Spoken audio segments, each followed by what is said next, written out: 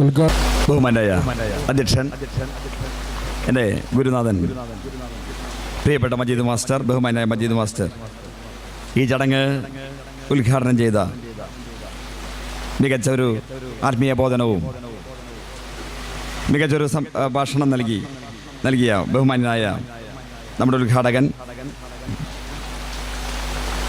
Doctor Abdul ഖയ്യൂം ബുസ്താനി അവർകൾ,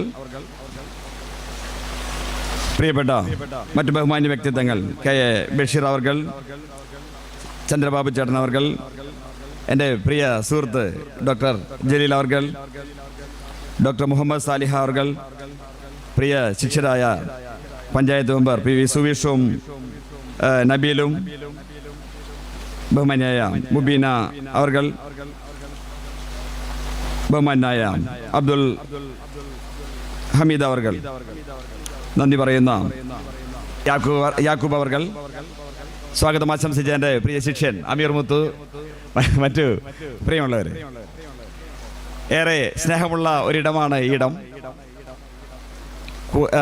ഏറെ സഹപാഠികളുള്ള ഇടം, ബഹുമാന്യ മജീദ് മാഷെ പോലുള്ള ബഹുമാന്യ വ്യക്തിത്വങ്ങളുള്ള ഇടം, കൂടാതെ ഏറെ പഴയതും പുതിയതുമായ പ്രിയപ്പെട്ട രക്ഷിതാക്കളുള്ള, സ്നേഹമുള്ള രക്ഷിതാക്കളുള്ള ഇടം, പ്രിയപ്പെട്ട മക്കളുള്ള ഇടം, പ്രിയപ്പെട്ട കുട്ടികളുള്ള ഇടം, അങ്ങനെ ഏറെ പ്രിയപ്പെട്ട ഒരിടമാണ് ഇടം. ഇടത്തിൽ എല്ലാ വർഷവും കുറച്ച് വർഷങ്ങളായി ഇവോട്ട് ക്ഷണിക്കാറുണ്ട്, സ്നേഹപൂർവ്വം എത്തിച്ചേരാറുണ്ട്. ഏറെ പേർക്ക് സംസാരിക്കാനുണ്ട്, സമയം ഏറെയില്ല എന്നതുകൊണ്ട് തന്നെ ഏറെ സംസാരിക്കുന്നില്ല. എങ്കിലും രണ്ട് വാക്ക് മാത്രം.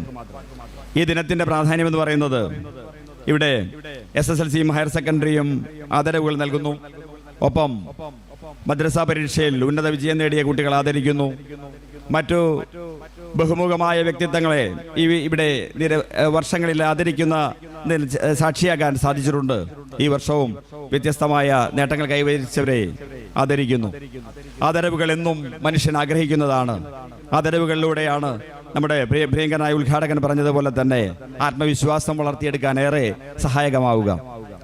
നമുക്ക് ആത്മവിശ്വാസം ഉണ്ടെങ്കിൽ മാത്രമേ, സെൽഫ് കോൺഫിഡൻസ് ഉണ്ടെങ്കിൽ മാത്രമേ വളരുവാനും നേട്ടങ്ങൾ കൊയ്യുവാനും സാധിക്കുകയുള്ളൂ. ലക്ഷ്യബോധവും ഏറെ ആവശ്യമാണ്. മക്കളോട് പറയാനുള്ളത് ഏറെ ലക്ഷ്യബോധത്തോടുകൂടി പ്രവർത്തിക്കുക എന്നുള്ളത് തന്നെയാണ്. ലക്ഷ്യബോധത്തോട് പ്രവർത്തിച്ചതിന് ഉത്തമ ഉദാഹരണമാണ് നമ്മുടെ മുൻപിലിരിക്കുന്ന ഞങ്ങൾ ഒരേ ബെഞ്ചിലിരുന്ന് പഠിച്ച പ്രിയ സുഹൃത്ത് ഡോക്ടർ ജലീലിനെ പോലുള്ള വ്യക്തിത്വങ്ങൾ. അദ്ദേഹം സ്കൂളിൽ പഠിക്കുന്ന കാലത്ത് 10ാം ക്ലാസ്സിലൊക്കെ പഠിക്കുമ്പോൾ ഉണ്ടായിരുന്ന വലിയ ആഗ്രഹം ഡോക്ടർ ആവുക എന്നുള്ളതാണ്.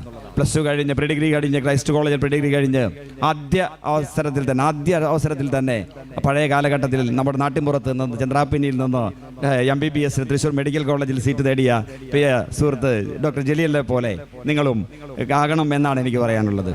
എല്ലാവരും ഡോക്ടറാകണം എന്നുള്ളതല്ല. ഓരോരുത്തരുടെയും കഴിവുകൾ വ്യത്യസ്തമാണ്. മനുഷ്യൻ സൃഷ്ടിക്കപ്പെടുന്ന വൈവിധ്യപൂർണ്ണമായ കഴിവുകളിലൂടെയാണ്. അക്കാദമിക മികവുകളാണ് ഒരു കൂട്ടർക്കെങ്കിൽ മറ്റു പലർക്കും മറ്റു പല കഴിവുകളായിരിക്കാം കൂടുതലുള്ളത്. ഭൂമിയിൽ മനുഷ്യൻ സൃഷ്ടിക്കപ്പെടുന്നത് വ്യത്യസ്തമായ കഴിവുകളിലൂടെയാണ്. ഒരാളിൽ ഇന്ന കഴിവ് എന്ന് പറയാൻ കഴിയില്ല. അതുകൊണ്ട് A+ നേടുന്ന മിടുക്കർ അക്കാദമിക മിടുക്കരാണ്. അവരെ ആദരിക്കപ്പെടേണ്ടത് തന്നെയാണ്. ഒപ്പം വൈവിധ്യപൂർണ്ണമായ ഒട്ടേറെ കഴിവുകളുള്ള ഒട്ടേറെ കുട്ടികളും ഒട്ടേറെ ആളുകളാണ്. എല്ലാവർക്കും തന്നെ വ്യത്യസ്തമായ കഴിവുകളുണ്ട്. തങ്ങളുടെ കഴിവുകളെ എത്രയും പെട്ടെന്ന് കണ്ടെത്തുക, അതിനെ പരിപോഷിപ്പിക്കുക എന്നുള്ളതാണ് നമുക്ക് മുന്നിൽ ചെയ്യാനുള്ളത്. ഇന്ന് ശാസ്ത്രമേറെ മികച്ചതായതുകൊണ്ട് തന്നെ, ശാസ്ത്രമേറെ വളർന്നതുകൊണ്ട് തന്നെ ഏറെ സാധ്യതകൾ പഴയ കാലഘട്ടത്തെ അപേക്ഷിച്ച് ഇന്നുണ്ട്. ഇന്ന് നമുക്ക് വൈവിധ്യപൂർണ്ണ കരിയർ ഗുരുക്കളേറെയുണ്ട്. കരിയർ ഗുരുക്കൾ എന്ന് പറയുമ്പോൾ ഇന്ന് നമ്മുടെ കയ്യിലിരിക്കുന്ന മൊബൈൽ ഫോൺ ചിലപ്പോൾ ഒരു കരിയർ ഗുരുവാകാം. ഒരു ഇന്റർനെറ്റ് സംവിധാനങ്ങളിലൂടെ നമുക്ക് കണ്ടറിയാം.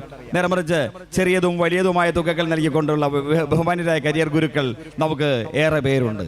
ഞാൻ സ്വന്തം ജീവിതത്തിൽ സ്വന്തം മക്കളെയുമായി 2-3 കരിയർ ഗുരുക്കളുടെ അടുത്ത് പോയിട്ടുണ്ട്. സ്വന്തം കാര്യം പറയല്ല, എന്നാൽ പറയാണ്. അതായത് ഇപ്പോൾ ഇരിങ്ങാലക്കുടയിലൊരു ഡോക്ടർ ഷമീർ ഉണ്ട്, ഡോക്ടറാണെന്ന് അറിയില്ല, ഷമീർ സാറുകളുണ്ട്. അതുപോലെ തന്നെ അങ്കമാലിയിലുള്ള സുരാജ് സാറുണ്ട്. അതുപോലെ കോഴിക്കോടുള്ള കരിയർ ഗുരു എന്ന് പറയുന്ന TV-യിലൊക്കെ കാണുന്ന ഡോക്ടർ ജലീൽ പോലുള്ള സാറുണ്ട്. കലൂരൊക്കെ ഉണ്ട് അദ്ദേഹം.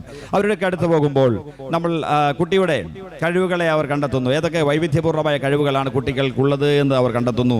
അവരുടെ ടെസ്റ്റുകളിലൂടെ കണ്ടെത്തുന്നു. അവരുടെ ലക്ഷ്യങ്ങൾ കുട്ടികളെ നിന്ന് അവർക്ക് ആരൊക്കെ ആയിത്തീരാം. ഒറ്റ ലക്ഷ്യത്തിൽ മാത്രമല്ല, വൈവിധ്യപൂർണ്ണമായ അവരുടെ കഴിവുകൾക്കനുസരിച്ച് അവർക്ക് ആരൊക്കെ ആയിത്തീരാമെന്ന് ശാസ്ത്രീയമായി വിശദീകരണം നൽകുന്നു. അതിനൊപ്പം കുട്ടികൾ വളരാൻ കൂടി തയ്യാറുള്ള മക്കളാണെങ്കിൽ അവർക്ക് ഉന്നത പദവികളിലേക്കും ഉന്നത മേഖലകളിലേക്കും വൈവിധ്യപൂർണമായ മേഖലകളിലേക്കും എത്തിച്ചേരാൻ സാധിക്കും എന്നുള്ളതാണ്.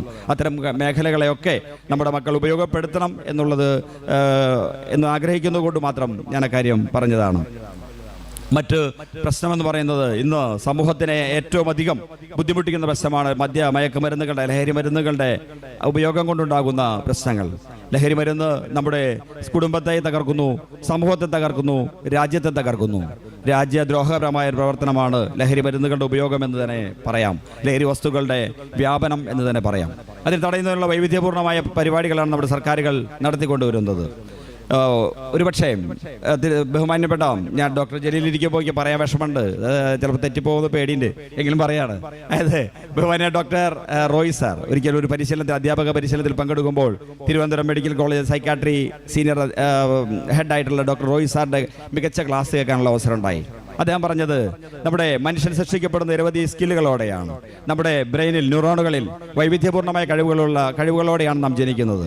നമ്മുടെ സ്കില്ലുകൾ ഓരോന്നോരായി നശിക്കുകയാണ്. ലഹരി മരുന്നുകളുടെ ഉപയോഗത്തിലൂടെ അമിതമായ ഡോപ്പാമൈൻ പോലുള്ള സന്തോഷം നമ്മളിലുണ്ടാക്കുന്ന ഹോർമോണുകളുടെ അമിത ഉൽപാദനം ഉണ്ടാവുകയും അങ്ങനെ സ്കില്ലുകൾ നശിക്കുകയും ചെയ്യുന്നു. അമിത ഉൽപാദനത്തിലൂടെ അമിതമായി കറണ്ട് പാസ് ചെയ്ത് കഴിഞ്ഞാൽ നമ്മുടെ ഇലക്ട്രിക് ഉപകരണങ്ങൾ ചിലപ്പോൾ അടിച്ചു പോകും, നാടൻ ഭാഷയിൽ പറഞ്ഞാൽ.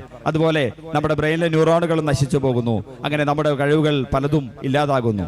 അങ്ങനെ നമ്മുടെ പല കഴിവുകളും ഇല്ലാതാകുന്ന ഒരവസ്ഥയിലേക്ക് നമ്മുടെ ലഹരി വസ്തുക്കൾ ഉപയോഗത്തിലൂടെ നടന്നു പോകുന്നു എന്നുള്ളത് വിദ്യാർത്ഥി സമൂഹത്തെ അറിയിക്കണമെന്നാണ് അദ്ദേഹം ബഹുമാന്യനായ വ്യക്തിത്വം പറഞ്ഞത്. അതുകൊണ്ട് തന്നെ പല വേദികളിലും അക്കാര്യം പറയാൻ ശ്രദ്ധിക്കാറുണ്ട്. അതുപോലെ ഇവിടെ ഇരിക്കുന്ന കുട്ടികളൊന്നും അത്തരം ഉപയോഗമുള്ളവരല്ല എങ്കിൽ കൂടി സമൂഹത്തിൽ അത്തരം ദോഷവശങ്ങളെക്കുറിച്ച് നാം അറിഞ്ഞിരിക്കേണ്ടതുണ്ട്. അത്തരം ദോഷവശങ്ങൾക്കെതിരെ നോ പറയാനുള്ള വലിയൊരു കഴിവ് നാം ആർജിക്കേണ്ടതുണ്ട്. എങ്കിൽ മാത്രമേ നമുക്ക് ജീവിത വിജയം നേടാൻ സാധിക്കൂ എന്ന് മാത്രം അക്കാര്യത്തിൽ പറഞ്ഞുകൊള്ളട്ടെ. മറ്റു വലിയ ലക്ഷ്യങ്ങളോടെ മക്കൾ പഠിക്കുക, വലിയ ലക്ഷ്യങ്ങളോടെ മുന്നേറുക, സമൂഹത്തോടും രാജ്യത്തോടും ഒക്കെ കൂറുള്ളവരായി തീരുക, കുടുംബത്തിനോടും ഒക്കെ കൂറുള്ളവരായി തീരുക എന്നുള്ളതും ഈ സമൂഹം നൽകുന്ന വലിയ പാഠങ്ങളാണ്. നമുക്ക് ഈ നൽകുന്ന ആദരവുകൾ വലിയ ഒരു പുണ്യകർമ്മം തന്നെയാണ്. കാരണം അതിലൂടെയാണ് ആദരിക്കപ്പെടുമ്പോഴാണ് അല്ലെങ്കിൽ അത് അംഗീകരിക്കപ്പെടുമ്പോഴാണ് ഒരാളിലെ കഴിവുകൾ വർദ്ധിക്കപ്പെടുന്നത്. അവൻ്റെ ആത്മവിശ്വാസം തകർന്നാൽ അവന് ഒരിക്കലും ലക്ഷ്യസ്ഥാനത്തേക്ക് എത്തിച്ചേരാൻ കഴിയില്ല. ഒരു കാര്യം കൂടി പറഞ്ഞുകൊണ്ട് നിർത്താം. ബഹുമാന്യനായ ഇന്ത്യൻ രാഷ്ട്രപതി അബ്ദുൽ കലാം ജിയെ കുറിച്ച് പറയാം. അദ്ദേഹം തൻ്റെ ആഗ്രഹം സബലീകരിക്കപ്പെടാത്ത വ്യക്തിത്വമായി ഏറെ നിരാശപ്പെട്ട വ്യക്തിയാണ്. അതെ, ഇന്ത്യൻ വ്യോമസേനയിലെ ഒരു പൈലറ്റ് ആകണമെന്ന് അമിത ആഗ്രഹമുണ്ടായിരുന്ന കുട്ടി. രാമേശ്വരം കടപ്പുറത്ത് ഉപജീവനത്തിന് വേണ്ടി കപ്പലണ്ടി വിറ്റ് അടക്കുമ്പോൾ വാനിലൂടെ പറന്ന് കടന്ന ഇന്ത്യൻ വ്യോമസേന വിമാനങ്ങളെ കൊതിയോടെ നോക്കിക്കണ്ട വിദ്യാർത്ഥി. പിന്നീട് ഭാവിയിൽ ഇന്ത്യൻ വ്യോമസേനയിൽ ഒരു പൈലറ്റ് ആവണമെന്ന് ഏറെ ആഗ്രഹിച്ച വിദ്യാർത്ഥി. അദ്ദേഹത്തിന് എല്ലാ ടെസ്റ്റുകളും വിജയിച്ചിട്ടും പേഴ്സണാലിറ്റി ടെസ്റ്റിൽ വിജയിക്കാൻ സാധിക്കാത്തതുകൊണ്ട് മാത്രം ആ സ്ഥാനം നഷ്ടപ്പെട്ട വ്യക്തിത്വം. പക്ഷേ തൻ്റെ കഴിവുകളുടെ വികാസത്തിലൂടെ അദ്ദേഹം നേടിയെടുത്തത് ഇന്ത്യൻ സൈന്യത്തിൻ്റെ തലവനായി മാറി എന്നുള്ളതാണ്. ഇന്ത്യയുടെ സർവ്വസൈന്യാധിപനായി ഇന്ത്യയുടെ രാഷ്ട്രപതിയായി മാറി എന്നുള്ളതാണ്.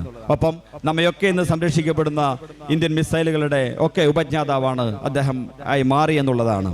മിസൈൽ മാൻ അഥവാ രാജ്യത്തെ സംരക്ഷിക്കുക, മറ്റുള്ളവരെ നശിപ്പിക്കുക എന്നുള്ളതല്ല അദ്ദേഹത്തിൻ്റെ ലക്ഷ്യം. മറിച്ച് രാജ്യ സംരക്ഷണത്തിന് വേണ്ടി നമുക്ക് സംരക്ഷണമേകുക എന്നുള്ളതാണ് അദ്ദേഹത്തിനുണ്ടായിരുന്ന വലിയ ലക്ഷ്യം. അതായത് നാം മുന്നിൽ കണ്ട ലക്ഷ്യം നേടാൻ സാധിക്കില്ല എങ്കിൽ പോലും മറ്റു ലക്ഷ്യങ്ങൾ അതിനായി ആർജിച്ചിട്ടുള്ള വലിയ പരിശീലനങ്ങളിലൂടെ നമുക്ക് ചിലപ്പോൾ അതിനേക്കാൾ അപ്പുറം എത്തിച്ചേരാൻ കഴിയും. അതും നമ്മുടെ മനസ്സിലുണ്ടാകണം. ലക്ഷ്യത്തിലെത്താൻ കഴിയാതിരുന്നാൽ ഒരിക്കലും നിരാശരാകാതിരിക്കുകയും വേണം എന്ന് ഈ സമയത്ത് പറഞ്ഞുകൊള്ളട്ടെ. കൂടുതൽ ദീർഘിപ്പിക്കുന്നില്ല. എല്ലാവർക്കും ഒരിക്കൽ കൂടി ഇവിടെ ആദരിക്കപ്പെടുന്ന എല്ലാ പ്രിയപ്പെട്ട മക്കൾക്കും പ്രിയപ്പെട്ട ബഹുമാന്യ വ്യക്തിത്വങ്ങൾക്കും എല്ലാവർക്കും ഏറെ സ്നേഹത്തോടെ ആശംസകൾ നൽകുകയാണ്.